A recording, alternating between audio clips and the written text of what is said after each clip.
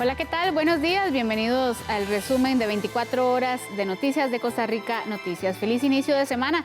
Eisel Chacón Cordero les saluda y de inmediato vamos al detalle de las informaciones. El clima de este domingo favoreció los trabajos de limpieza en la Ruta Interamericana Sur, pero será hasta este lunes cuando se indique la fecha de reapertura. Los encargados de los trabajos pretenden dejar la zona segura antes de retirar la maquinaria.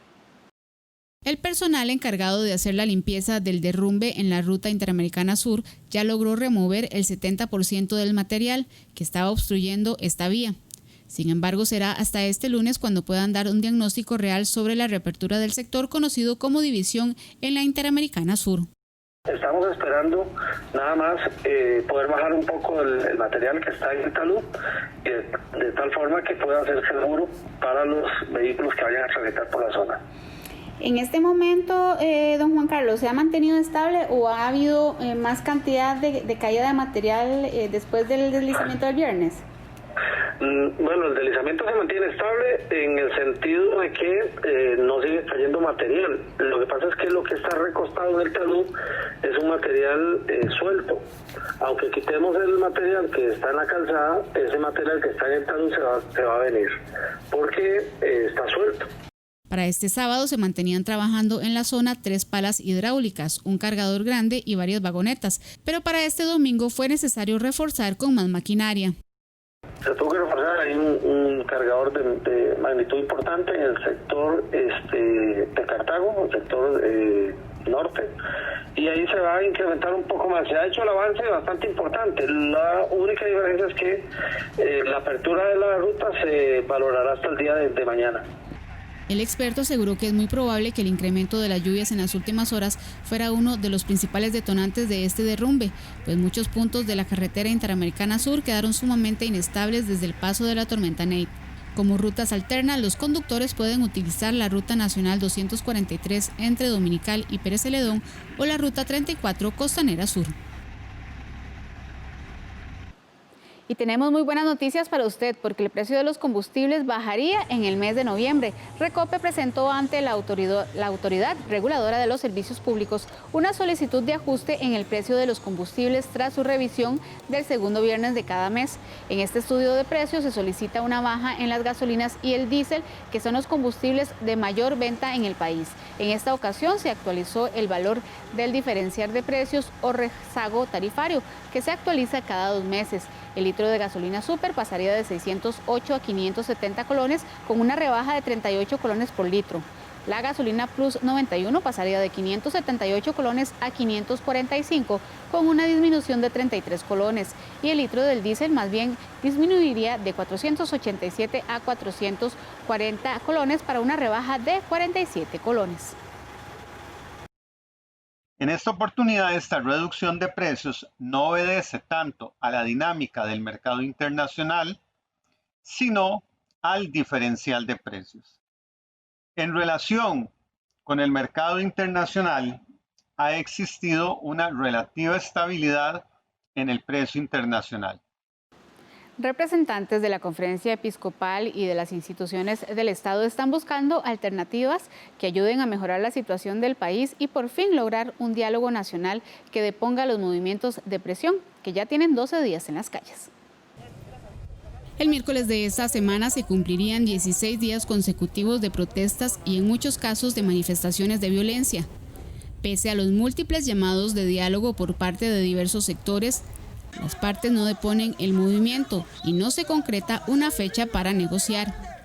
Por esta razón, la Conferencia Episcopal convocó a los representantes de los supremos poderes y de las instituciones estatales para buscar consensos. Al encuentro asistieron el presidente de la Asamblea Legislativa, la Contralora General de la República, la Defensora de los Habitantes. El presidente de la Corte y el Procurador General se disculparon por no asistir.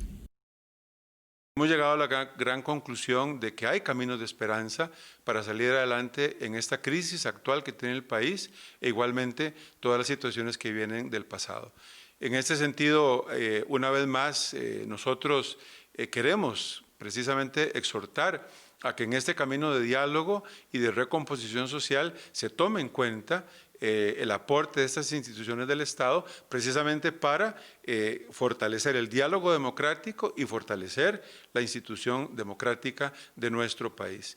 Y como lo hemos dicho en mensajes anteriores, reiterar una vez más el llamado al señor presidente, ya llamado diálogo, pero una vez más reiterar al señor presidente el llamado al diálogo franco, directo, transparente, único, multisectorial y sobre todo un diálogo que conduzca a resultados concretos, un diálogo fructífero, un diálogo que se traduzca en resultados que vayan en beneficio del bien común de todo el país, siempre, pero especialmente en estas circunstancias en las que estamos.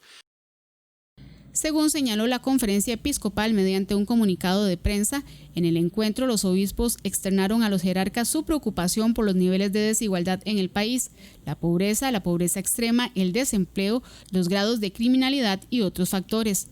También otros temas que son de preocupación para los representantes de las entidades estatales.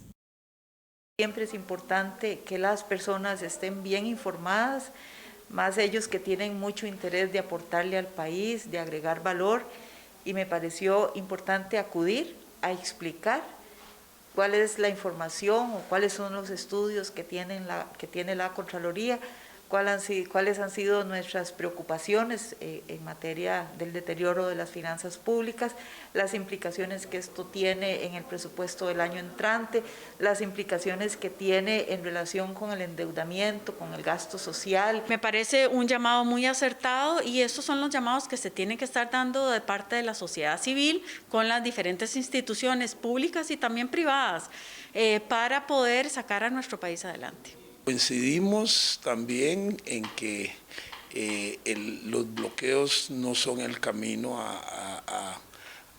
a lo costarricense, que debemos sentarnos en una mesa de diálogo lo más amplio posible, a ponernos de acuerdo y que los bloqueos y el no permitir el libre tránsito de los demás costarricenses no es conveniente de ninguna manera. La conferencia episcopal había enviado una carta a los representantes del Movimiento Rescate Nacional y al Poder Ejecutivo llamando a un diálogo, pero no se ha logrado un consenso que lo permita. Nuevamente, Rescate Nacional está convocando a un gran encuentro nacional este lunes a las 9 de la mañana en el Parque de la Merced. El cáncer se ha convertido en la segunda causa de muerte en nuestro país y en el caso de las mujeres, el de mama es el segundo en incidencia y el primero en mortalidad. Según los datos del Registro Nacional de Tumores, en el caso de las muertes por cáncer de mama, se observa un aumento de los casos en edades más tempranas.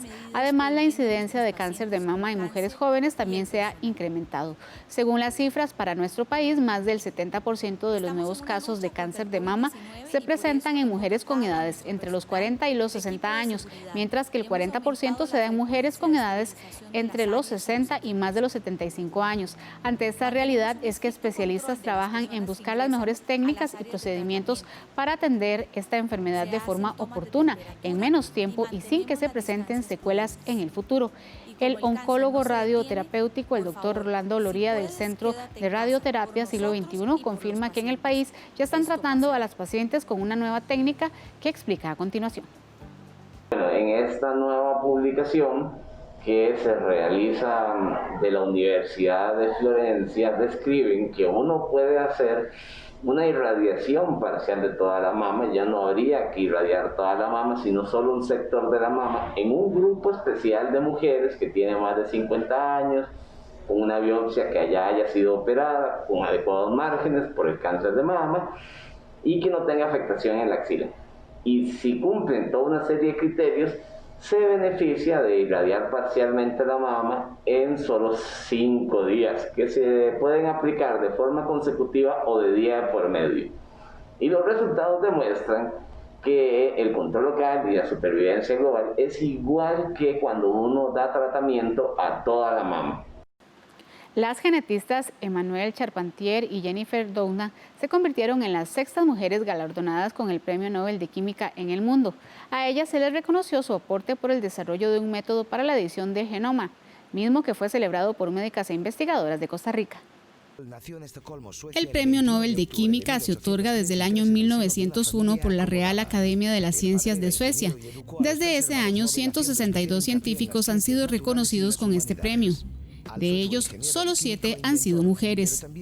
Y por primera vez en la historia, en este 2020, se le otorgó de forma conjunta a 2 mujeres científicas. Se trata de la francesa Emmanuelle Charpentier y de la estadounidense Jennifer Doudna. Ellas fueron galardonadas por desarrollar la tecnología para reescribir el código de la vida, ya que usando esta técnica los investigadores pueden cambiar el ADN de los animales, plantas y microorganismos con una precisión extremadamente alta. En Costa Rica, mujeres que destacan en el campo de la medicina y la ciencia aplaudieron este reconocimiento e instaron a las mujeres jóvenes a involucrarse en la investigación científica. El Premio Nobel de Química a las doctoras Charpentier y Doudna fue muy emocionante, tanto por ser ambas mujeres, por ser jóvenes, pero también por lo que les están reconociendo, que es una nueva tecnología, las tijeras moleculares. Venimos estudiándolas desde el 2012. Van a significar un gran avance para diferentes proyectos de investigación, para el estudio del ADN de diferentes organismos, pero también grandes aplicaciones en agronomía, aplicaciones en medicina, en nuevos tratamientos. Entonces sí, muy emocionados, muy emocionadas. Especialmente para las chicas jóvenes que están empezando carreras en ciencia y tecnología, es un gran estímulo porque se ve que poco a poco ha ido variando. Ya desde hace un par de años para acá, más mujeres están recibiendo este reconocimiento. Realmente muy significativo este Premio Nobel de Química compartido entre 2 mujeres. Es la primera vez que algo así ocurre. Premios Nobel anteriores en química habían sido compartidos también con hombres y por supuesto esto es un estímulo a la mujer en ciencias. Ojalá que las más jóvenes y las que ya se están encaminando en una carrera científica sean capaces de ver esto como un enorme logro que las debe motivar. Recordemos que Marie Curie, su segundo premio Nobel en el año 1911 fue precisamente en química porque descubrió un elemento radiactivo, en este caso el radio, y por supuesto desde entonces, si la memoria no me falla, serán 6 mujeres a lo sumo las que han alcanzado este galardón. Así es que se puede y ojalá las jóvenes lo vean como un estímulo. La primera mujer en recibir el Premio Nobel de Química fue la también ganadora del Nobel de Física, Marie Curie. A ella la recordamos por descubrir el radio y el polonio, y su reconocimiento fue en el año 1911. 25 años más tarde, en 1935, Irene Joliot-Curie recibió el reconocimiento por su síntesis de nuevos elementos radioactivos. En 1964, casi 3 décadas después, Dorothy Crawford también fue galardonada por determinar importantes estructuras de sustancias bioquímicas por medio de rayos X. Pasaron 45 años para que nuevamente una mujer recibiera el Nobel de Química y en el año 2009 a Ada Yonath se le reconoció este premio por el estudio de la estructura y función de los ribosomas. En el año 2018, Frances Arnold también se convirtió en acreedora del premio por la evolución dirigida de la enzima. Y esta semana, Emmanuelle Charpentier y Jennifer Doudna hicieron historia como las 2 primeras mujeres en recibir juntas este galardón por desarrollar el método para la edición del genoma. El reconocido médico Carlos de Céspedes fue galardonado con el Premio Nacional de Valores 2020 por su aporte a la implementación del Programa Nacional de Tamizaje existente hace 30 años en nuestro país. Nuestro país cuenta desde 1990 con el Programa Nacional de Tamizaje Neonatal, una prueba que se practica a los bebés recién nacidos y que tiene como objetivo prevenir la discapacidad congénita y otras provocadas por enfermedades metabólicas hereditarias. Mediante esta prueba también se detectan y tratan de forma temprana las enfermedades conocidas como raras y que solo padecen entre 5.000 y 8.000 personas en todo el mundo. El médico Carlos de Céspedes fue uno de los pioneros de este programa. Él y otro destacado grupo de especialistas lograron habilitarlo en el país tras 15 años de investigación y lucha. Y es por eso que este año fue galardonado con el Premio Nacional de Valores Rogelio Fernando Duruel, que entrega la Comisión Nacional de Rescate de Valores desde hace 15 años. Luego me siento sumamente emocionado. Y este premio representa un gran honor y lo considero como un momento trascendente en mi carrera, cuyo recuerdo lo voy a atesorar por el resto de mi vida. El Premio Nacional de Valores fue creado precisamente por la Comisión Nacional de Rescate de Valores de Costa Rica para reconocerle a las personas que se han desempeñado en sus diferentes entornos, ya sea personales, laborales o trabajando con la ciudadanía, ese esfuerzo que han dado y que han ido siempre un poco más allá. Reconocer ese trabajo en donde se destacan estas personas por no esperar, sino ir siempre un poco más allá, apoyándose precisamente en lo que tienen y dando ese esfuerzo. Esta prueba es obligatoria y debe hacerse en los primeros 3 días de vida del bebé.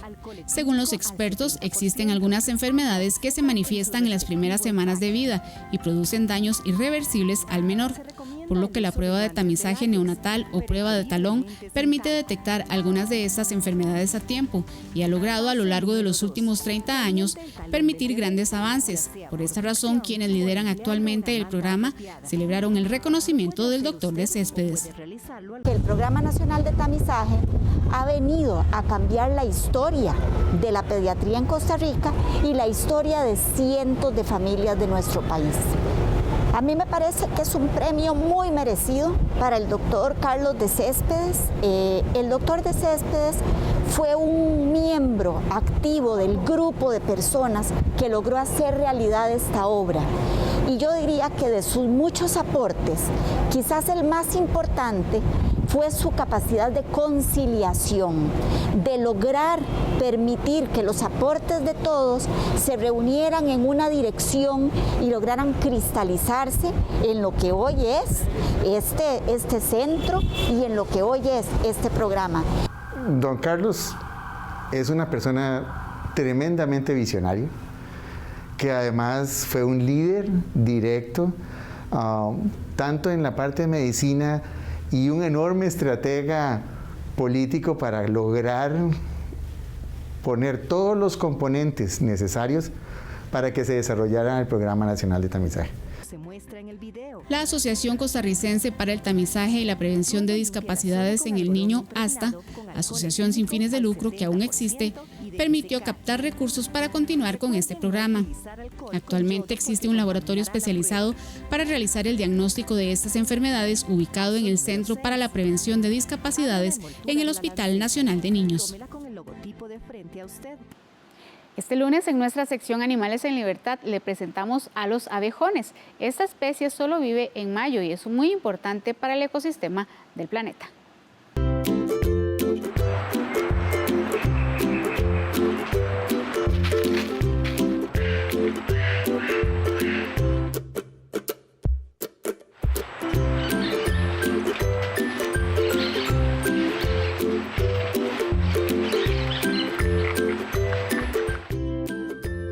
Les presentamos a una especie que solamente tiene presencia en el mes de mayo. Les hablamos de los abejones.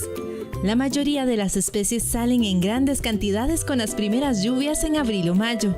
No salen durante el día como una protección natural ante sus depredadores y por eso se ocultan bajo tierra. Además, prefieren salir en época de luna nueva, cuando hay más oscuridad. Su presencia para esta época es principalmente para la reproducción. Al anochecer, los adultos abejones empiezan a volar. Las hembras aún vírgenes buscan un sitio donde posarse y producir una feromona de atracción sexual. Esta es captada por los machos, quienes inmediatamente se dan a la tarea de buscar a la hembra. El macho corteja a la hembra con el fin de aparearse y luego fecundarla. A veces hay interacciones agresivas entre los machos con el fin de conseguir a la hembra. La hembra, una vez fecundada, busca el suelo para enterrarse y depositar sus huevos. Después de la reproducción, los adultos mueren.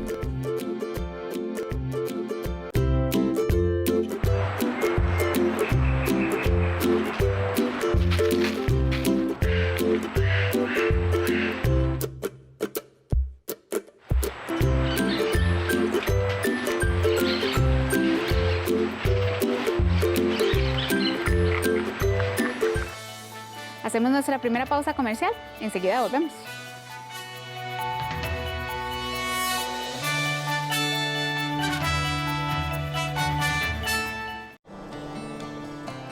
Somos más de 4.000 personas trabajando por usted.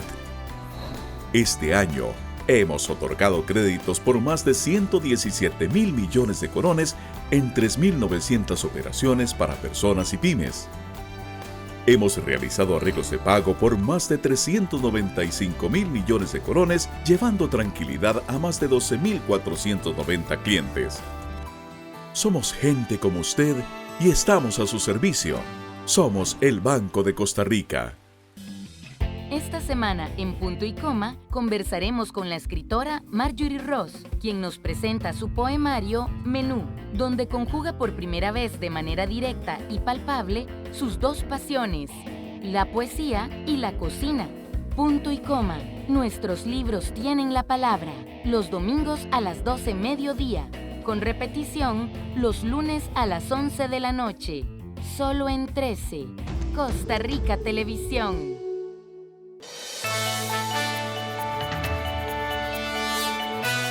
Gracias por continuar con nosotros. A partir de este lunes, la Basílica de Los Ángeles retomará su misa de las 7:30 de la mañana entre semana. En el Santuario Nacional anunciaron que solamente es necesario reservar para las misas de los fines de semana. Tras 7 meses de cambios y restricciones, poco a poco empiezan a implementarse nuevas etapas de reapertura en la Basílica de Los Ángeles en Cartago.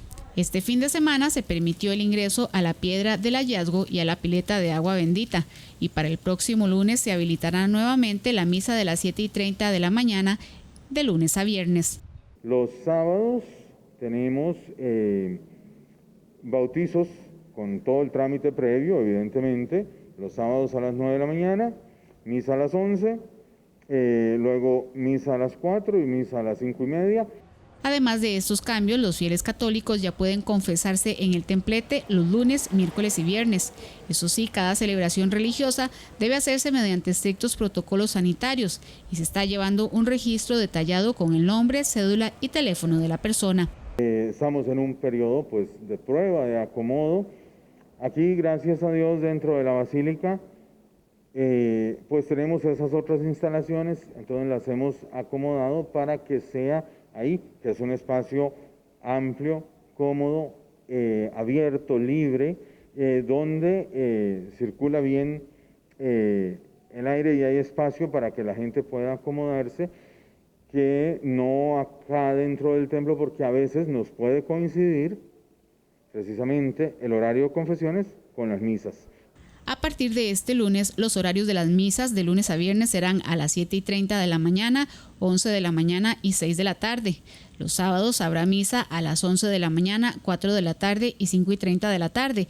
Y los domingos habrá misa a las 6 de la mañana, 7:30 de la mañana, 9 de la mañana, 10:30 de la mañana. Durante las tardes, a las 12 mediodía, 4 de la tarde y 5:30 de la tarde. Se permite un aforo de 125 personas y para los fines de semana se debe reservar el espacio.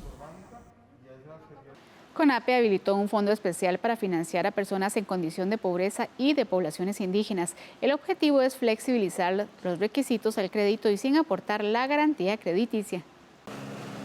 CONAPE ha colocado este año más de 1.180 millones de créditos para poblaciones en condición de pobreza y habitantes de zonas indígenas.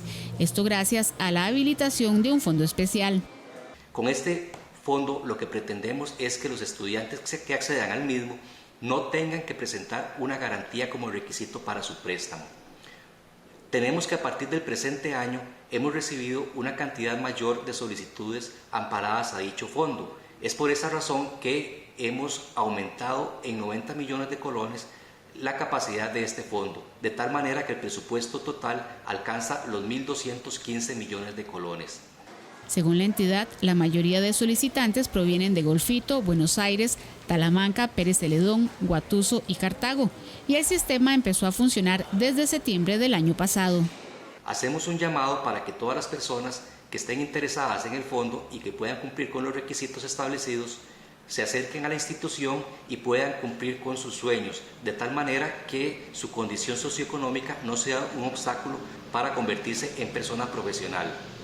La recepción de las solicitudes para el financiamiento del año 2021 las estaremos recibiendo a partir de diciembre del presente año. Para este año, la preferencia de los beneficiarios se orientó principalmente a las carreras de las áreas de educación, ingeniería, salud y administración, mientras que el año pasado la mayor cantidad de préstamos aprobados fue para matricular carreras de educación, administración y derecho. En una época compleja a nivel económico, la Cámara Nacional de Bancos realizará durante todo el mes de octubre la Feria Nacional de Educación Financiera. Esta busca brindar consejos y opciones de diversas entidades que permitan la estabilidad de su bolsillo y una economía estable en su familia. ¿Cómo enfrentar y superar la crisis económica generada por la COVID-19? Este será el tema fundamental que estará desarrollando la Feria Nacional de Educación Financiera durante todo el mes de octubre.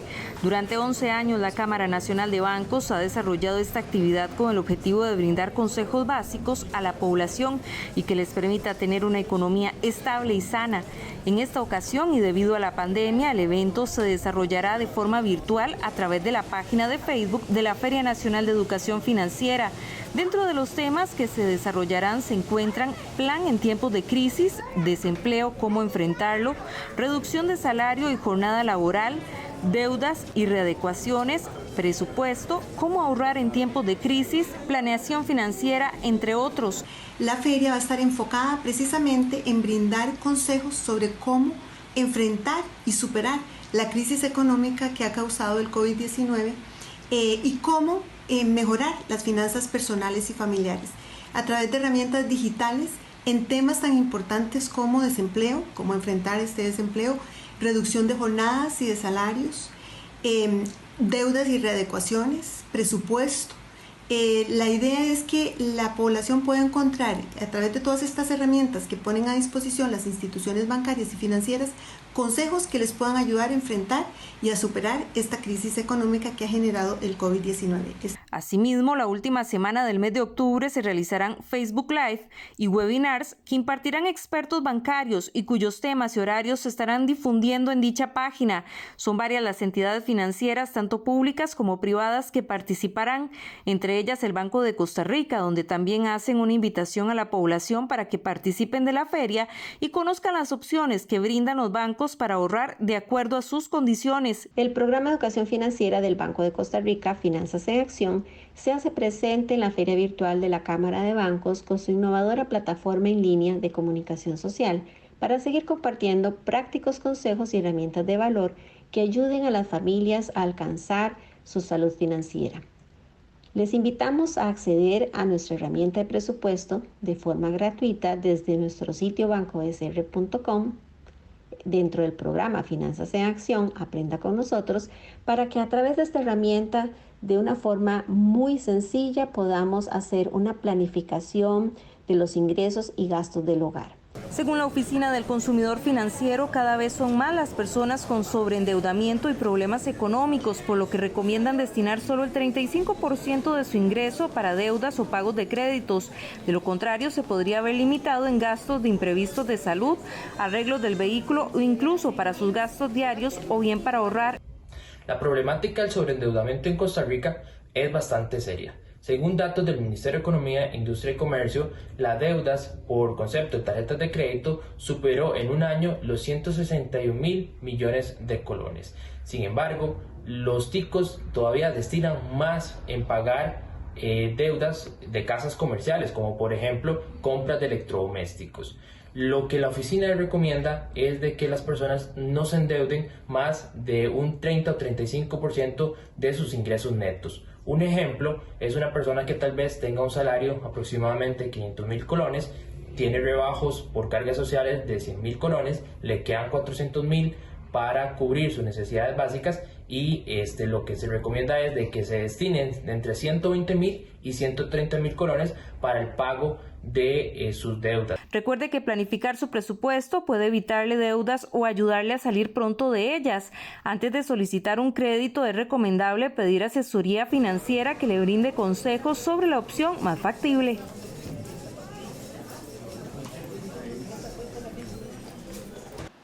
Antes de lo previsto, la empresa encargada del desarme de la torre de transmisión de Canal 13 finalizó los trabajos y el total de la estructura fue desinstalada el sábado en horas de la tarde.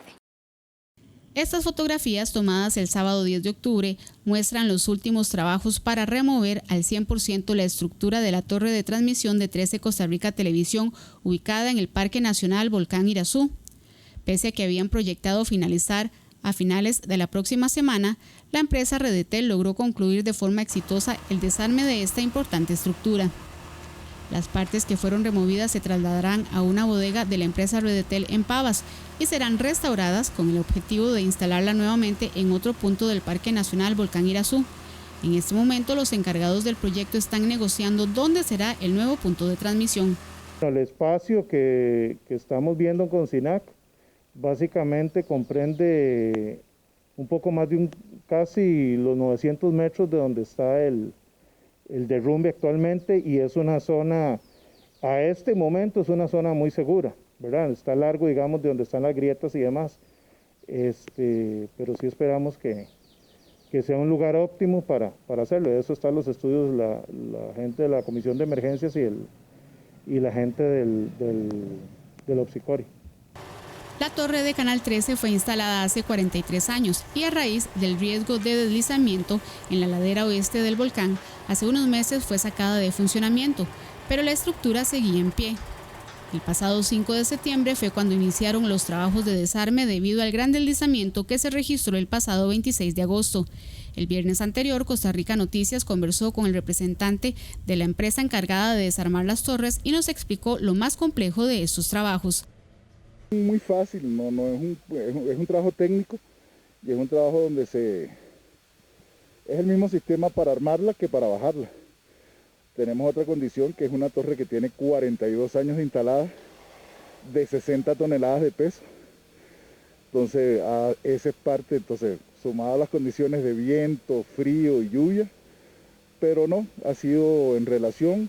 Ahorita estamos utilizando una grúa para el desmontaje entre más bajo, las piezas son más pesadas y son más grandes.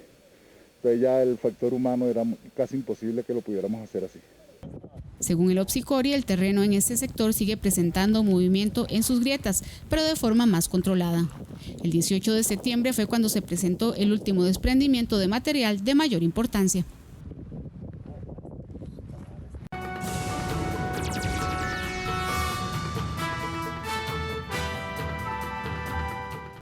Iniciamos el repaso por las informaciones internacionales. India supera los 7 millones de casos de COVID-19, que ya le quitó la vida a 150.000 personas en Brasil.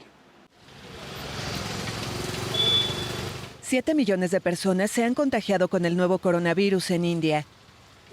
El país asiático alcanzó la cifra el domingo tras un aumento de casi 75.000 nuevos casos, aunque los expertos aseguraron que la cifra podría ser mucho más alta, ya que en el país se realizan muchas menos pruebas de diagnóstico que en otros estados.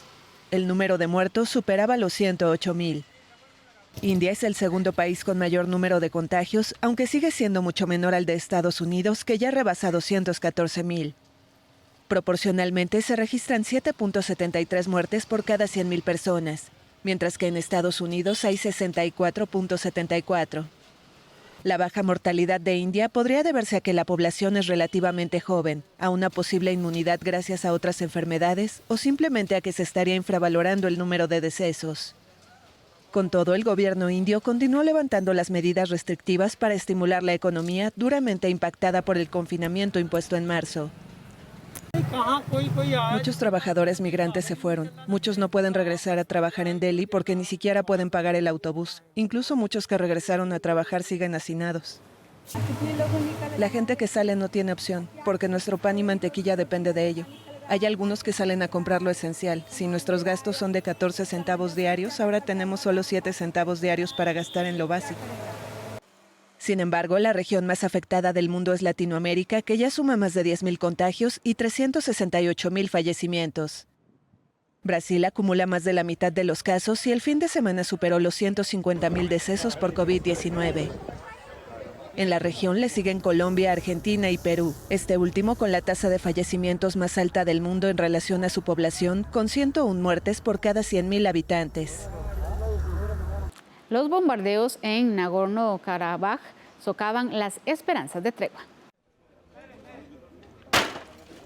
Segundo día de una inestable tregua en Nagorno-Karabaj.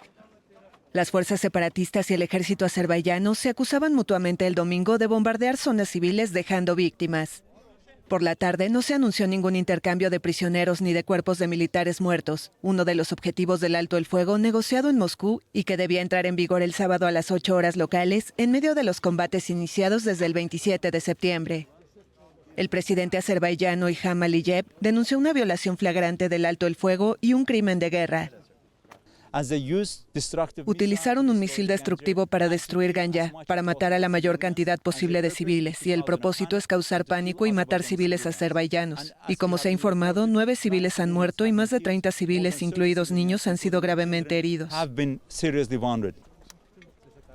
La ciudad de Stepanakert fue objeto de al menos 3 series de bombardeos durante la noche. La dirigencia separatista advirtió que mientras continúen los disparos, no habrá intercambios humanitarios. Ayer sí, todos fuimos testigos de que no hubo un alto el fuego, pero por la mañana parece que la situación ha cambiado. Puede cambiar en cuestión de minutos. Los jefes de la diplomacia turco y ruso instaron a la necesidad de respetar rigurosamente todas las disposiciones del acuerdo, según un comunicado emitido por Rusia al término de una conversación telefónica. Nagorno-Karabaj es un territorio poblado mayoritariamente por armenios que se independizó de Azerbaiyán tras una guerra que causó 30.000 muertos en los años 1990. Desde entonces, Bakú acusa a Ereván de ocupar su territorio y suelen estallar brotes de violencia. De momento, se contabilizaron cerca de 500 fallecidos, incluyendo a unos 60 civiles, aunque el balance podría ser en realidad mucho mayor. Tras 5 meses, las protestas en Israel siguen para pedir la salida de su presidente. Decenas de miles de israelíes volvieron a las calles para pedir la renuncia del primer ministro Benjamin Netanyahu. El clamor popular continúa pese a las restricciones del confinamiento. Las protestas tuvieron lugar en diferentes partes del país y en donde se critica la mala gestión de la pandemia y la incapacidad de Netanyahu de gobernar al enfrentar cargos de corrupción frente a la justicia de Israel. Al igual que durante casi todos los sábados de los últimos 5 meses, los manifestantes cantaron Netanyahu a casa y no nos rendiremos hasta que renuncies. Todos con mascarilla, pero pocos respetando la distancia social exigida. Israel registra casi 290.000 casos y más de 1.900 fallecidos por COVID-19 desde el inicio de la pandemia. El gobierno insiste que el confinamiento es una medida necesaria para el control del virus, pero los manifestantes lo consideran una limitación para ejercer su derecho a manifestarse. En Varsovia, un grupo de ciudadanos que no cree en el COVID-19 se manifestaron contra el uso de las mascarillas. Protestas en Varsovia por el uso obligatorio de mascarillas en los espacios públicos desde este sábado. El número de casos de coronavirus ha alcanzado un nuevo récord diario de cerca de 4.300, con un incremento del 30% en 24 horas. 38 municipios pasan a considerarse zonas rojas con restricciones más estrictas. En Londres también se congregaron los escépticos del COVID-19, donde se espera que el gobierno de Boris Johnson anuncie este lunes nuevas medidas como la introducción de un sistema semáforo para evaluar riesgos por área y el cierre de pubs y restaurantes en las zonas más afectadas. Y en Roma, cientos de negacionistas han protestado este sábado contra el uso de la mascarilla por considerar que la obligación atenta contra la libertad individual. Italia supera los 5.000 casos diarios por primera vez desde marzo y el gobierno de Conte, que ha alargado el estado de emergencia hasta el 31 de enero, se plantea nuevas medidas restrictivas. Y continúan los arrestos y la represión durante una gran manifestación en Bielorrusia. Los manifestantes bielorrusos vivieron la represión más violenta de las últimas semanas en Minsk. El domingo por la tarde, una multitud volvió a congregarse en la capital para reclamar la salida del presidente Alexander Lukashenko, pero la policía bloqueó calles y dispersó a los manifestantes. Los medios de comunicación independientes bielorrusos difundieron imágenes de detenciones violentas por parte de policías antidisturbios o de hombres vestidos de civil armados con porras y con el rostro cubierto. El Ministerio del Interior informó que se utilizaron cañones de agua y granadas aturdidoras. Es la primera vez que se recurre a esta magnitud de dispositivo desde las manifestaciones que siguieron a los comicios del 9 de agosto, cuando miles de personas fueron detenidas dejando muertos y heridos. Las autoridades bielorrusas desplegaron un gran número de antidisturbios y vehículos blindados. Igualmente, limitaron el acceso a Internet desde los móviles y redujeron el funcionamiento del transporte público para entorpecer la movilización. El Ministerio del Interior no comunicó un balance de detenidos, pero la ONG Viasna documentó más de 250 personas arrestadas en el país. Según el recuento de la organización, unos 40 periodistas fueron detenidos. Se celebraron grandes manifestaciones en otras zonas del país, marcadas también por una dura respuesta policial. Esta semana varios países europeos, incluido Reino Unido, Estonia y Letonia, retiraron a sus embajadores en Minsk.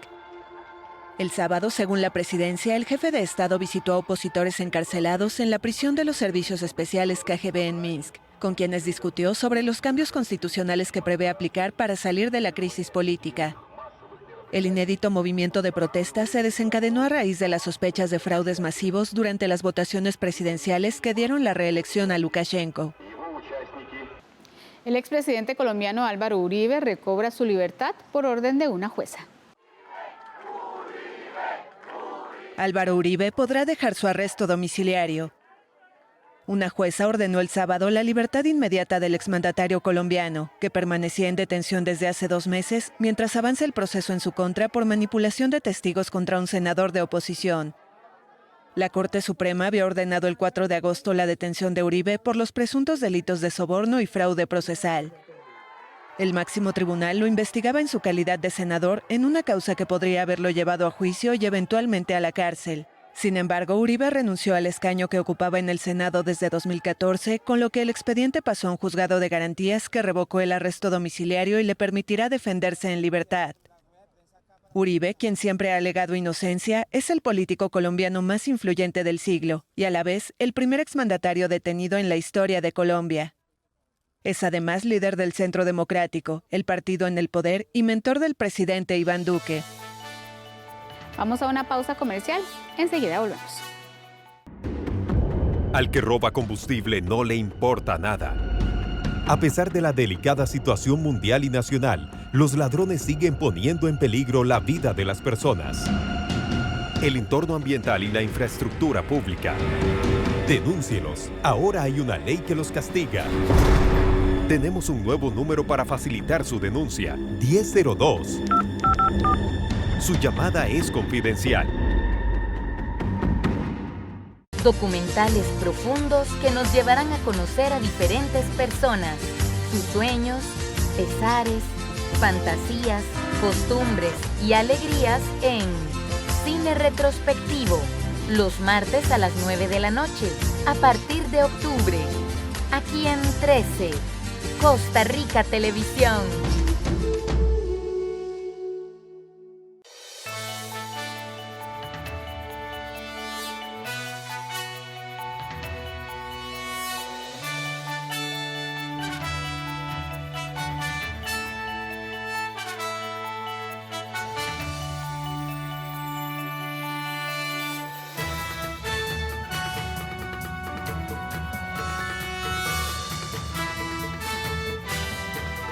Hola, ¿qué tal? Buenos días, bienvenidos al resumen de 24 horas de noticias de Costa Rica Noticias. Feliz inicio de semana. Eisel Chacón Cordero les saluda y de inmediato vamos al detalle de las informaciones. El clima de este domingo favoreció los trabajos de limpieza en la Ruta Interamericana Sur, pero será hasta este lunes cuando se indique la fecha de reapertura. Los encargados de los trabajos pretenden dejar la zona segura antes de retirar la maquinaria. El personal encargado de hacer la limpieza del derrumbe en la Ruta Interamericana Sur ya logró remover el 70% del material que estaba obstruyendo esta vía. Sin embargo, será hasta este lunes cuando puedan dar un diagnóstico real sobre la reapertura del sector conocido como División en la Interamericana Sur. Estamos esperando nada más poder bajar un poco el material que está en el talud, de tal forma que pueda ser seguro para los vehículos que vayan a transitar por la zona. En este momento, don Juan Carlos, ¿se ha mantenido estable o ha habido más cantidad de caída de material después del deslizamiento del viernes? Bueno, el deslizamiento se mantiene estable en el sentido de que no sigue cayendo material. Lo que pasa es que lo que está recostado en el talud es un material suelto. Aunque quitemos el material que está en la calzada, ese material que está en el talud se va a venir, porque está suelto. Para este sábado se mantenían trabajando en la zona 3 palas hidráulicas, un cargador grande y varias vagonetas, pero para este domingo fue necesario reforzar con más maquinaria. Se tuvo que reforzar, hay un cargador de magnitud importante en el sector de Cartago, el sector norte, y ahí se va a incrementar un poco más. Se ha hecho el avance bastante importante. La única diferencia es que la apertura de la ruta se valorará hasta el día de mañana. El experto aseguró que es muy probable que el incremento de las lluvias en las últimas horas fuera uno de los principales detonantes de este derrumbe, pues muchos puntos de la carretera Interamericana Sur quedaron sumamente inestables desde el paso de la tormenta Nate. Como rutas alternas, los conductores pueden utilizar la Ruta Nacional 243 entre Dominical y Pérez Celedón o la Ruta 34 Costanera Sur. Y tenemos muy buenas noticias para usted porque el precio de los combustibles bajaría en el mes de noviembre. Recope presentó ante la autoridad reguladora de los servicios públicos una solicitud de ajuste en el precio de los combustibles tras su revisión del segundo viernes de cada mes. En este estudio de precios se solicita una baja en las gasolinas y el diésel, que son los combustibles de mayor venta en el país. En esta ocasión se actualizó el valor del diferencial de precios o rezago tarifario, que se actualiza cada 2 meses. El litro de gasolina super pasaría de 608 a 570 colones con una rebaja de 38 colones por litro. La gasolina Plus 91 pasaría de 578 colones a 545 con una disminución de 33 colones. Y el litro del diésel más bien disminuiría de 487 a 440 colones para una rebaja de 47 colones. En esta oportunidad, esta reducción de precios no obedece tanto a la dinámica del mercado internacional, sino al diferencial de precios. En relación con el mercado internacional, ha existido una relativa estabilidad en el precio internacional. Representantes de la Conferencia Episcopal y de las instituciones del Estado están buscando alternativas que ayuden a mejorar la situación del país y por fin lograr un diálogo nacional que deponga los movimientos de presión, que ya tienen 12 días en las calles. El miércoles de esta semana se cumplirían 16 días consecutivos de protestas y en muchos casos de manifestaciones de violencia. Pese a los múltiples llamados de diálogo por parte de diversos sectores, las partes no deponen el movimiento y no se concreta una fecha para negociar. Por esta razón, la Conferencia Episcopal convocó a los representantes de los supremos poderes y de las instituciones estatales para buscar consensos. Al encuentro asistieron el presidente de la Asamblea Legislativa, la Contralora General de la República, la Defensora de los Habitantes. El presidente de la Corte y el Procurador General se disculparon por no asistir. Hemos llegado a la gran conclusión de que hay caminos de esperanza para salir adelante en esta crisis actual que tiene el país e igualmente todas las situaciones que vienen del pasado. En este sentido, una vez más, nosotros queremos precisamente exhortar a que en este camino de diálogo y de recomposición social se tome en cuenta el aporte de estas instituciones del Estado precisamente para fortalecer el diálogo democrático y fortalecer la institución democrática de nuestro país. Y como lo hemos dicho en mensajes anteriores, reiterar una vez más el llamado al señor presidente, ya llamado diálogo, pero una vez más reiterar al señor presidente el llamado al diálogo franco, directo, transparente, único, multisectorial, y sobre todo un diálogo que conduzca a resultados concretos, un diálogo fructífero, un diálogo que se traduzca en resultados que vayan en beneficio del bien común de todo el país, siempre, pero especialmente en estas circunstancias en las que estamos. Según señaló la Conferencia Episcopal mediante un comunicado de prensa, en el encuentro los obispos externaron a los jerarcas su preocupación por los niveles de desigualdad en el país, la pobreza extrema, el desempleo, los grados de criminalidad y otros factores. También otros temas que son de preocupación para los representantes de las entidades estatales. Siempre es importante que las personas estén bien informadas más ellos que tienen mucho interés de aportarle al país, de agregar valor, y me pareció importante acudir a explicar cuál es la información o cuáles son los estudios que tiene la Contraloría, cuáles han sido nuestras preocupaciones en materia del deterioro de las finanzas públicas, las implicaciones que esto tiene en el presupuesto del año entrante, las implicaciones que tiene en relación con el endeudamiento, con el gasto social. Me parece un llamado muy acertado y estos son los llamados que se tienen que estar dando de parte de la sociedad civil con las diferentes instituciones públicas y también privadas para poder sacar a nuestro país adelante. Coincidimos también en que los bloqueos no son el camino a lo costarricense, que debemos sentarnos en una mesa de diálogo lo más amplio posible, a ponernos de acuerdo y que los bloqueos y el no permitir el libre tránsito de los demás costarricenses no es conveniente de ninguna manera. La Conferencia Episcopal había enviado una carta a los representantes del Movimiento Rescate Nacional y al Poder Ejecutivo llamando a un diálogo, pero no se ha logrado un consenso que lo permita. Nuevamente, Rescate Nacional está convocando a un gran encuentro nacional este lunes a las 9 de la mañana en el Parque de la Merced. El cáncer se ha convertido en la segunda causa de muerte en nuestro país y en el caso de las mujeres, el de mama es el segundo en incidencia y el primero en mortalidad. Según los datos del Registro Nacional de Tumores, en el caso de las muertes por cáncer de mama, se observa un aumento de los casos en edades más tempranas. Además, la incidencia de cáncer de mama en mujeres jóvenes también se ha incrementado.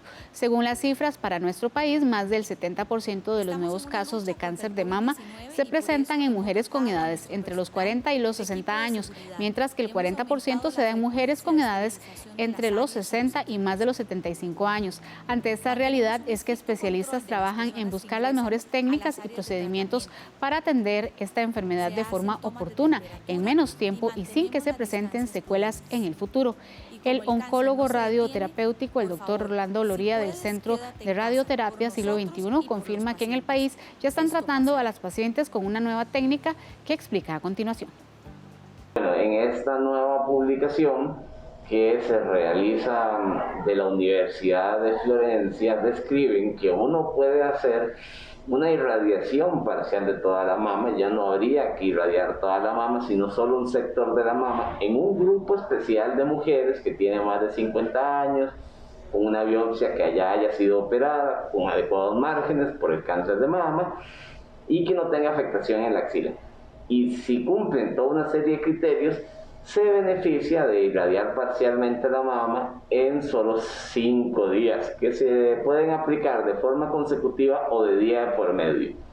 Y los resultados demuestran que el control local y la supervivencia global es igual que cuando uno da tratamiento a toda la mama.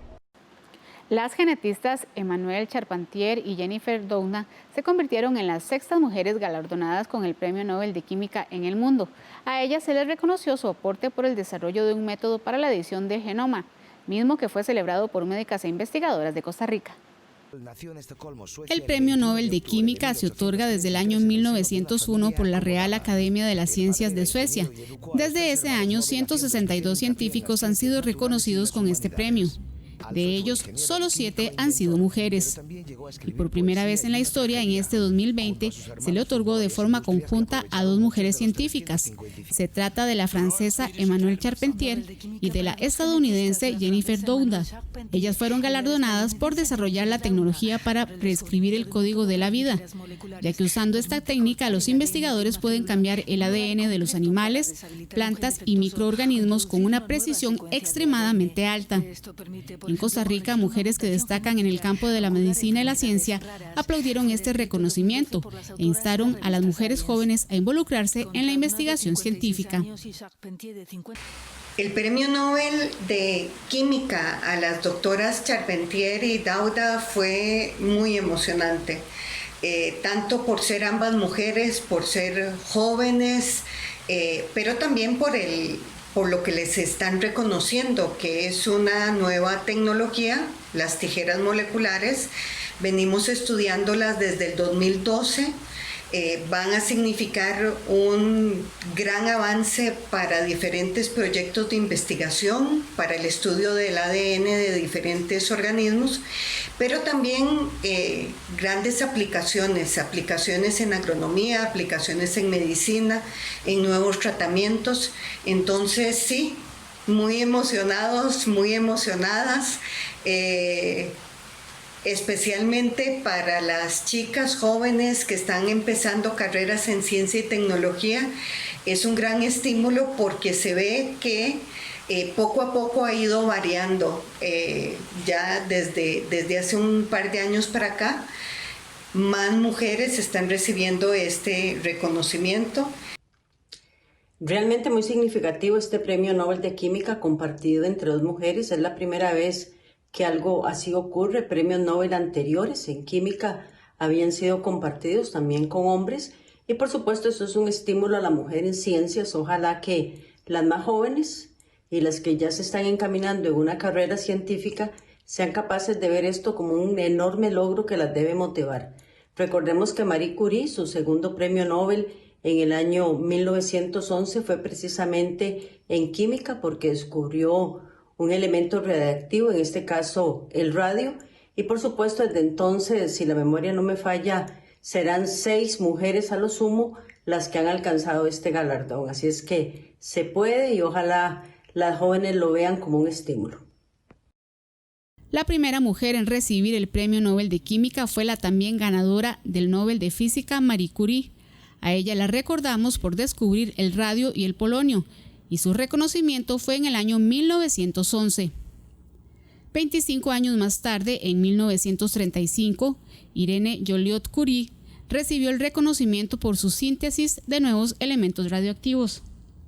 En 1964, casi 3 décadas después, Dorothy Crawford también fue galardonada por determinar importantes estructuras de sustancias bioquímicas por medio de rayos X. Pasaron 45 años para que nuevamente una mujer recibiera el Nobel de Química y en el año 2009 a Ada Yonath se le reconoció este premio por el estudio de la estructura y función de los ribosomas. En el año 2018, Frances Arnold también se convirtió en acreedora del premio por la evolución dirigida de la enzima. Y esta semana, Emmanuelle Charpentier y Jennifer Doudna hicieron historia como las 2 primeras mujeres en recibir juntas este galardón por desarrollar el método para la edición del genoma. El reconocido médico Carlos de Céspedes fue galardonado con el Premio Nacional de Valores 2020 por su aporte a la implementación del Programa Nacional de Tamizaje existente hace 30 años en nuestro país. Nuestro país cuenta desde 1990 con el Programa Nacional de Tamizaje Neonatal, una prueba que se practica a los bebés recién nacidos y que tiene como objetivo prevenir la discapacidad congénita y otras provocadas por enfermedades metabólicas hereditarias. Mediante esta prueba también se detectan y tratan de forma temprana las enfermedades conocidas como raras y que solo padecen entre 5.000 y 8.000 personas en todo el mundo. El médico Carlos de Céspedes fue uno de los pioneros de este programa. Él y otro destacado grupo de especialistas lograron habilitarlo en el país tras 15 años de investigación y lucha. Y es por eso que este año fue galardonado con el Premio Nacional de Valores Rogelio Fernando Duruel, que entrega la Comisión Nacional de Rescate de Valores desde hace 15 años. Luego me siento sumamente emocionado. Y este premio representa un gran honor y lo considero como un momento trascendente en mi carrera, cuyo recuerdo lo voy a atesorar por el resto de mi vida. El Premio Nacional de Valores fue creado precisamente por la Comisión Nacional de Rescate de Valores de Costa Rica para reconocerle a las personas que se han desempeñado en sus diferentes entornos, ya sea personales, laborales o trabajando con la ciudadanía, ese esfuerzo que han dado y que han ido siempre un poco más allá. Reconocer ese trabajo en donde se destacan estas personas por no esperar, sino ir siempre un poco más allá, apoyándose precisamente en lo que tienen y dando ese esfuerzo. Esta prueba es obligatoria y debe hacerse en los primeros 3 días de vida del bebé.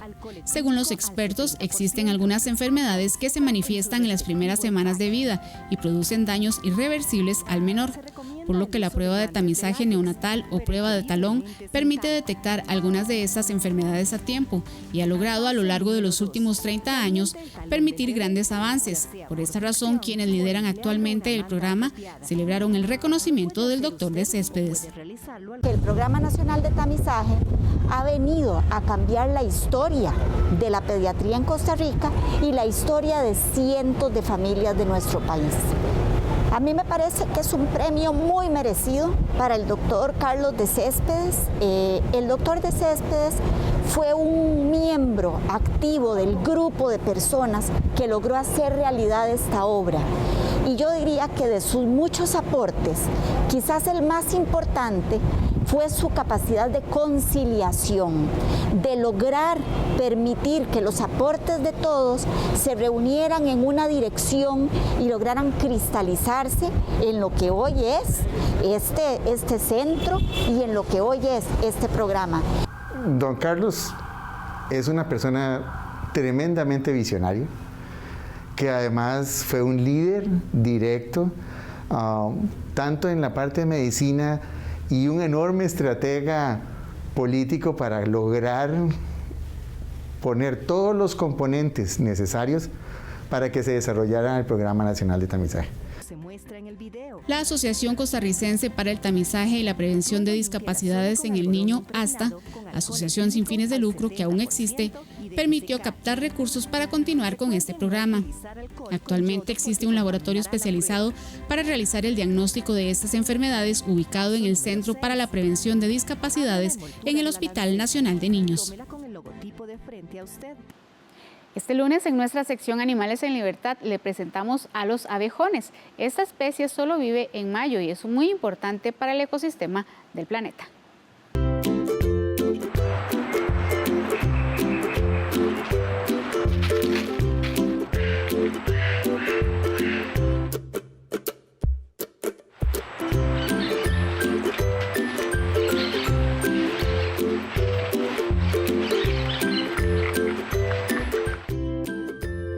Les presentamos a una especie que solamente tiene presencia en el mes de mayo. Les hablamos de los abejones. La mayoría de las especies salen en grandes cantidades con las primeras lluvias en abril o mayo. No salen durante el día como una protección natural ante sus depredadores y por eso se ocultan bajo tierra. Además, prefieren salir en época de luna nueva, cuando hay más oscuridad. Su presencia para esta época es principalmente para la reproducción. Al anochecer, los adultos abejones empiezan a volar. Las hembras aún vírgenes buscan un sitio donde posarse y producir una feromona de atracción sexual. Esta es captada por los machos, quienes inmediatamente se dan a la tarea de buscar a la hembra. El macho corteja a la hembra con el fin de aparearse y luego fecundarla. A veces hay interacciones agresivas entre los machos con el fin de conseguir a la hembra. La hembra, una vez fecundada, busca el suelo para enterrarse y depositar sus huevos. Después de la reproducción, los adultos mueren.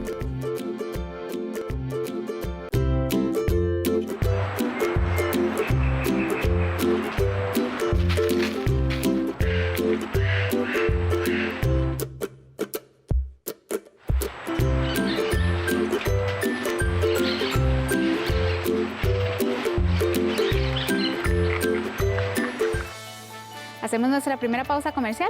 Enseguida volvemos.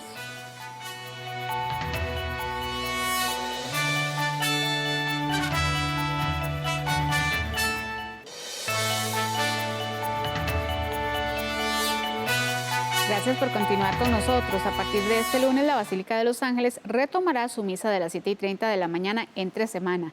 En el Santuario Nacional anunciaron que solamente es necesario reservar para las misas de los fines de semana. Tras 7 meses de cambios y restricciones, poco a poco empiezan a implementarse nuevas etapas de reapertura en la Basílica de Los Ángeles en Cartago. Este fin de semana se permitió el ingreso a la Piedra del Hallazgo y a la pileta de agua bendita, y para el próximo lunes se habilitará nuevamente la misa de las 7:30 de la mañana de lunes a viernes. Los sábados tenemos bautizos con todo el trámite previo, evidentemente, los sábados a las 9 de la mañana, misa a las 11, luego misa a las 4 y misa a las 5:30. Además de estos cambios, los fieles católicos ya pueden confesarse en el templete los lunes, miércoles y viernes. Eso sí, cada celebración religiosa debe hacerse mediante estrictos protocolos sanitarios y se está llevando un registro detallado con el nombre, cédula y teléfono de la persona. Estamos en un periodo de prueba, de acomodo. Aquí, gracias a Dios, dentro de la basílica, tenemos esas otras instalaciones, entonces las hemos acomodado para que sea ahí, que es un espacio amplio, cómodo, abierto, libre, donde circula bien el aire y hay espacio para que la gente pueda acomodarse, que no acá dentro del templo, porque a veces nos puede coincidir precisamente el horario de confesiones con las misas.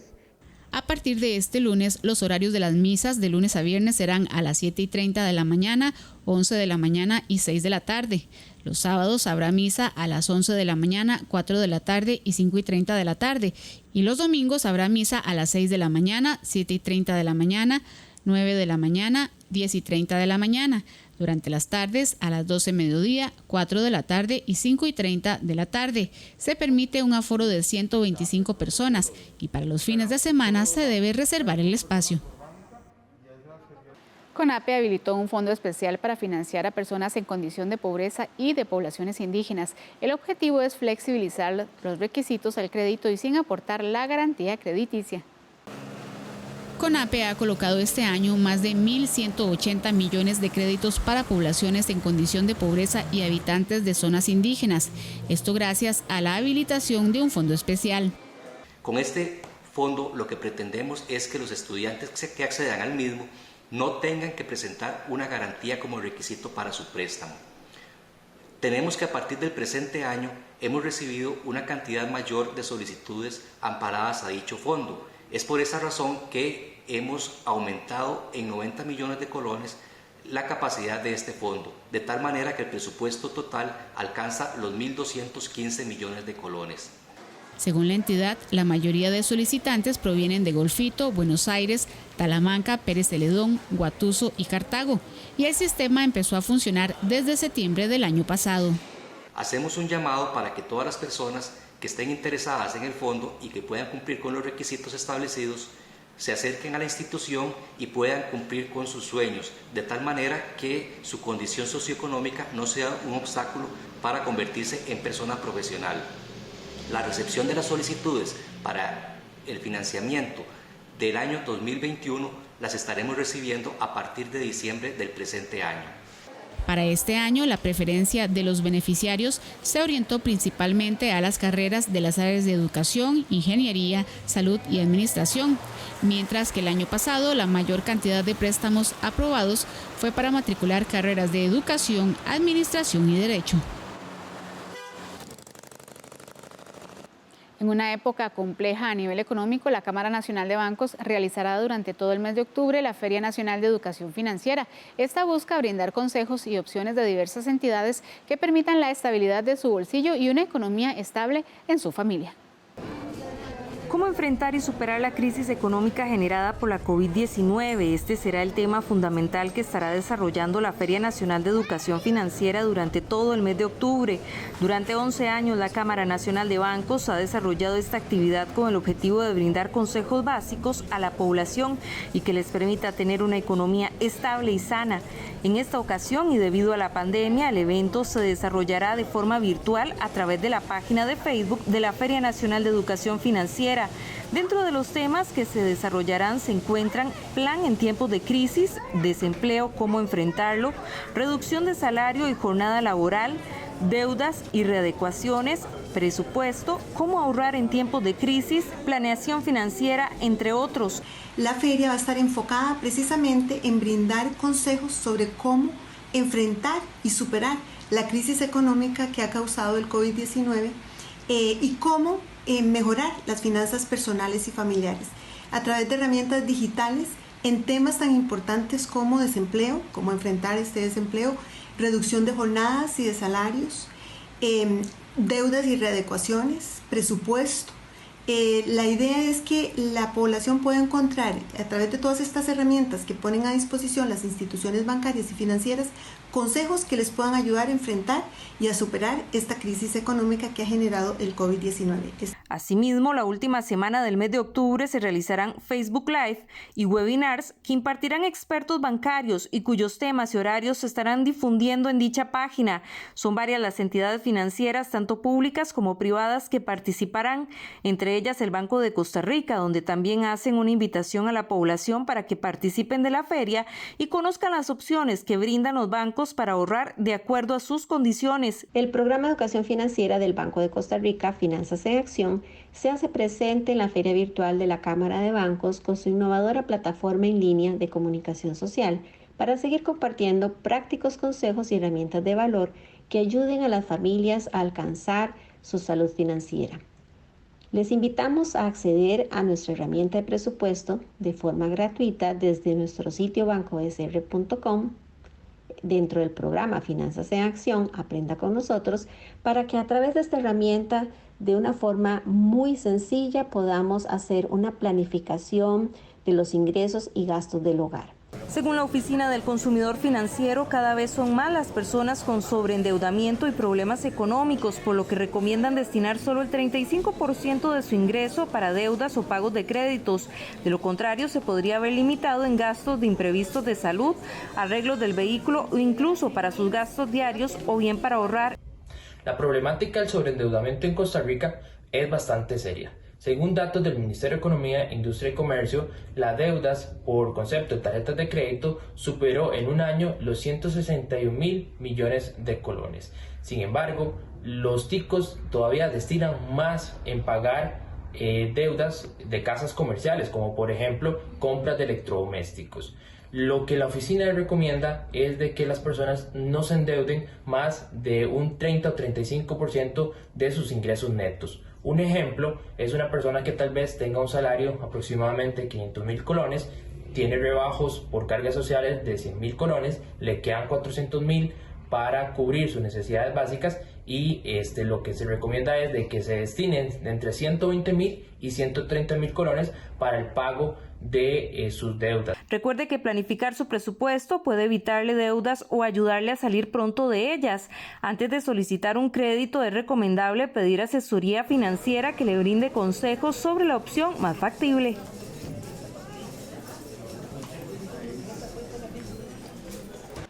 Antes de lo previsto, la empresa encargada del desarme de la torre de transmisión de Canal 13 finalizó los trabajos y el total de la estructura fue desinstalada el sábado en horas de la tarde. Estas fotografías tomadas el sábado 10 de octubre muestran los últimos trabajos para remover al 100% la estructura de la torre de transmisión de 13 Costa Rica Televisión ubicada en el Parque Nacional Volcán Irazú. Pese a que habían proyectado finalizar a finales de la próxima semana, la empresa Redetel logró concluir de forma exitosa el desarme de esta importante estructura. Las partes que fueron removidas se trasladarán a una bodega de la empresa Redetel en Pavas y serán restauradas con el objetivo de instalarla nuevamente en otro punto del Parque Nacional Volcán Irazú. En este momento, los encargados del proyecto están negociando dónde será el nuevo punto de transmisión. El espacio que estamos viendo con SINAC básicamente comprende un poco más de casi los 900 metros de donde está el derrumbe actualmente, y es una zona, a este momento es una zona muy segura, ¿verdad? Está largo, digamos, de donde están las grietas y demás, pero sí esperamos que sea un lugar óptimo para hacerlo. De eso están los estudios, la gente de la Comisión de Emergencias y la gente del Opsicori. La torre de Canal 13 fue instalada hace 43 años y a raíz del riesgo de deslizamiento en la ladera oeste del volcán, hace unos meses fue sacada de funcionamiento, pero la estructura seguía en pie. El pasado 5 de septiembre fue cuando iniciaron los trabajos de desarme debido al gran deslizamiento que se registró el pasado 26 de agosto. El viernes anterior, Costa Rica Noticias conversó con el representante de la empresa encargada de desarmar las torres y nos explicó lo más complejo de estos trabajos. Muy fácil, no es un trabajo técnico y es un trabajo donde es el mismo sistema para armarla que para bajarla. Tenemos otra condición, que es una torre que tiene 42 años instalada, de 60 toneladas de peso. Entonces, esa es parte, sumado a las condiciones de viento, frío y lluvia, pero no, ha sido en relación. Ahorita estamos utilizando una grúa para el desmontaje entre más bajo, las piezas son más pesadas y son más grandes. Entonces ya el factor humano era casi imposible que lo pudiéramos hacer así. Según el Opsicori, el terreno en este sector sigue presentando movimiento en sus grietas, pero de forma más controlada. El 18 de septiembre fue cuando se presentó el último desprendimiento de material de mayor importancia.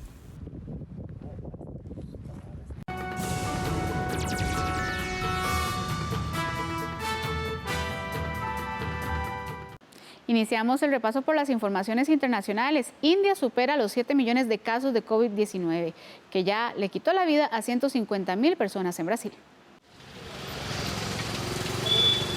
7 millones de personas se han contagiado con el nuevo coronavirus en India.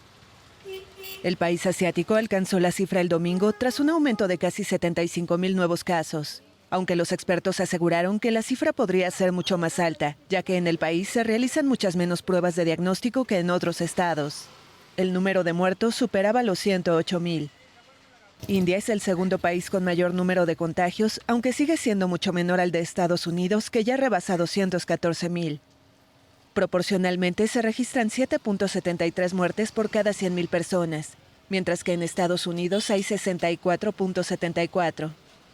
La baja mortalidad de India podría deberse a que la población es relativamente joven, a una posible inmunidad gracias a otras enfermedades o simplemente a que se estaría infravalorando el número de decesos. Con todo, el gobierno indio continuó levantando las medidas restrictivas para estimular la economía duramente impactada por el confinamiento impuesto en marzo. Muchos trabajadores migrantes se fueron. Muchos no pueden regresar a trabajar en Delhi porque ni siquiera pueden pagar el autobús. Incluso muchos que regresaron a trabajar siguen hacinados. La gente que sale no tiene opción, porque nuestro pan y mantequilla depende de ello. Hay algunos que salen a comprar lo esencial. Si nuestros gastos son de 14 centavos diarios, ahora tenemos solo 7 centavos diarios para gastar en lo básico. Sin embargo, la región más afectada del mundo es Latinoamérica, que ya suma más de 10.000 contagios y 368.000 fallecimientos. Brasil acumula más de la mitad de los casos y el fin de semana superó los 150.000 decesos por COVID-19. En la región le siguen Colombia, Argentina y Perú, este último con la tasa de fallecimientos más alta del mundo en relación a su población, con 101 muertes por cada 100.000 habitantes. Los bombardeos en Nagorno-Karabaj socavan las esperanzas de tregua. Segundo día de una inestable tregua en Nagorno-Karabaj. Las fuerzas separatistas y el ejército azerbaiyano se acusaban mutuamente el domingo de bombardear zonas civiles dejando víctimas. Por la tarde no se anunció ningún intercambio de prisioneros ni de cuerpos de militares muertos, uno de los objetivos del alto el fuego negociado en Moscú y que debía entrar en vigor el sábado a las 8 horas locales en medio de los combates iniciados desde el 27 de septiembre. El presidente azerbaiyano Ilham Aliyev denunció una violación flagrante del alto el fuego y un crimen de guerra. Utilizaron un misil destructivo para destruir Ganya, para matar a la mayor cantidad posible de civiles, y el propósito es causar pánico y matar civiles azerbaiyanos. Y como se ha informado, 9 civiles han muerto y más de 30 civiles, incluidos niños, han sido gravemente heridos. La ciudad de Stepanakert fue objeto de al menos 3 series de bombardeos durante la noche. La dirigencia separatista advirtió que mientras continúen los disparos, no habrá intercambios humanitarios. Ayer sí, todos fuimos testigos de que no hubo un alto el fuego, pero por la mañana parece que la situación ha cambiado. Puede cambiar en cuestión de minutos. Los jefes de la diplomacia turco y ruso instaron a la necesidad de respetar rigurosamente todas las disposiciones del acuerdo, según un comunicado emitido por Rusia al término de una conversación telefónica. Nagorno-Karabaj es un territorio poblado mayoritariamente por armenios que se independizó de Azerbaiyán tras una guerra que causó 30.000 muertos en los años 1990. Desde entonces, Bakú acusa a Ereván de ocupar su territorio y suelen estallar brotes de violencia. De momento, se contabilizaron cerca de 500 fallecidos, incluyendo a unos 60 civiles, aunque el balance podría ser en realidad mucho mayor. Tras 5 meses, las protestas en Israel siguen para pedir la salida de su presidente. Decenas de miles de israelíes volvieron a las calles para pedir la renuncia del primer ministro Benjamin Netanyahu. El clamor popular continúa pese a las restricciones del confinamiento. Las protestas tuvieron lugar en diferentes partes del país y en donde se critica la mala gestión de la pandemia y la incapacidad de Netanyahu de gobernar al enfrentar cargos de corrupción frente a la justicia de Israel. Al igual que durante casi todos los sábados de los últimos 5 meses, los manifestantes cantaron Netanyahu a casa y no nos rendiremos hasta que renuncies. Todos con mascarilla, pero pocos respetando la distancia social exigida. Israel registra casi 290.000 casos y más de 1.900 fallecidos por COVID-19 desde el inicio de la pandemia. El gobierno insiste que el confinamiento es una medida necesaria para el control del virus, pero los manifestantes lo consideran una limitación para ejercer su derecho a manifestarse. En Varsovia, un grupo de ciudadanos que no cree en el COVID-19 se manifestaron contra el uso de las mascarillas. Protestas en Varsovia por el uso obligatorio de mascarillas en los espacios públicos desde este sábado. El número de casos de coronavirus ha alcanzado un nuevo récord diario de cerca de 4.300, con un incremento del 30% en 24 horas. 38 municipios pasan a considerarse zonas rojas con restricciones más estrictas. En Londres también se congregaron los escépticos del COVID-19, donde se espera que el gobierno de Boris Johnson anuncie este lunes nuevas medidas como la introducción de un sistema semáforo para evaluar riesgos por área y el cierre de pubs y restaurantes en las zonas más afectadas. Y en Roma, cientos de negacionistas han protestado este sábado contra el uso de la mascarilla por considerar que la obligación atenta contra la libertad individual. Italia supera los 5.000 casos diarios por primera vez desde marzo y el gobierno de Conte, que ha alargado el estado de emergencia hasta el 31 de enero, se plantea nuevas medidas restrictivas. Y continúan los arrestos y la represión durante una gran manifestación en Bielorrusia. Los manifestantes bielorrusos vivieron la represión más violenta de las últimas semanas en Minsk. El domingo por la tarde, una multitud volvió a congregarse en la capital para reclamar la salida del presidente Alexander Lukashenko, pero la policía bloqueó calles y dispersó a los manifestantes. Los medios de comunicación independientes bielorrusos difundieron imágenes de detenciones violentas por parte de policías antidisturbios o de hombres vestidos de civil armados con porras y con el rostro cubierto. El Ministerio del Interior informó que se utilizaron cañones de agua y granadas aturdidoras. Es la primera vez que se recurre a esta magnitud de dispositivo desde las manifestaciones que siguieron a los comicios del 9 de agosto, cuando miles de personas fueron detenidas dejando muertos y heridos. Las autoridades bielorrusas desplegaron un gran número de antidisturbios y vehículos blindados. Igualmente limitaron el acceso a Internet desde los móviles y redujeron el funcionamiento del transporte público para entorpecer la movilización. El Ministerio del Interior no comunicó un balance de detenidos, pero la ONG Viasna documentó más de 250 personas arrestadas en el país. Según el recuento de la organización, unos 40 periodistas fueron detenidos. Se celebraron grandes manifestaciones en otras zonas del país, marcadas también por una dura respuesta policial. Esta semana varios países europeos, incluido Reino Unido, Estonia y Letonia, retiraron a sus embajadores en Minsk. El sábado, según la presidencia, el jefe de Estado visitó a opositores encarcelados en la prisión de los servicios especiales KGB en Minsk, con quienes discutió sobre los cambios constitucionales que prevé aplicar para salir de la crisis política. El inédito movimiento de protesta se desencadenó a raíz de las sospechas de fraudes masivos durante las votaciones presidenciales que dieron la reelección a Lukashenko. El expresidente colombiano Álvaro Uribe recobra su libertad por orden de una jueza. Álvaro Uribe podrá dejar su arresto domiciliario. Una jueza ordenó el sábado la libertad inmediata del exmandatario colombiano, que permanecía en detención desde hace 2 meses, mientras avanza el proceso en su contra por manipulación de testigos contra un senador de oposición. La Corte Suprema había ordenado el 4 de agosto la detención de Uribe por los presuntos delitos de soborno y fraude procesal. El máximo tribunal lo investigaba en su calidad de senador en una causa que podría haberlo llevado a juicio y eventualmente a la cárcel. Sin embargo, Uribe renunció al escaño que ocupaba en el Senado desde 2014, con lo que el expediente pasó a un juzgado de garantías que revocó el arresto domiciliario y le permitirá defenderse en libertad. Uribe, quien siempre ha alegado inocencia, es el político colombiano más influyente del siglo y a la vez el primer exmandatario detenido en la historia de Colombia.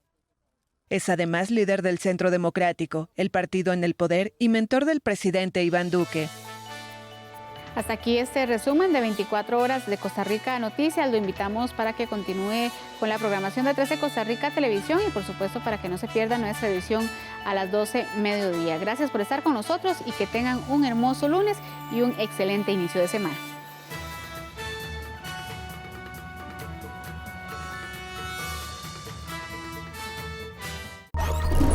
Esta semana en RT Reporta nos adentramos en la verdadera alma rusa. La lectura de Tolstói es obligatoria en las escuelas rusas y al igual que ocurre con el Quijote en España, muchos rusos acaban